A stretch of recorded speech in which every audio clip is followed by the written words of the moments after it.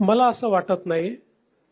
आणि शेवटी गोपीचंद पडळकर हे आत्ताच विधानसभेमध्ये निवडून आले आहेत. त्याच्या आधी ते विधान परिषदेमध्ये होते.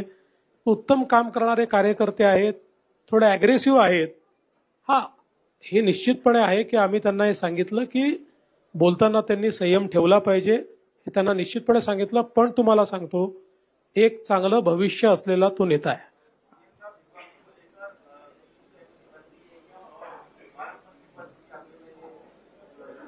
विभागों को लेकर हमारी करीब करीब सहमति बन चुकी है और इसीलिए मैंने कहा कि हम अब उसका जो बाटअप है वो अगले 2-3 दिन में कर देंगे. पालक मंत्री के लिए अभी तक हम बैठे नहीं है क्योंकि वो चुनौती अभी हमारे सामने नहीं है. हम अधिवेशन के आखिरी दिन बैठेंगे और पालक मंत्री का भी निर्णय कर देंगे. आपण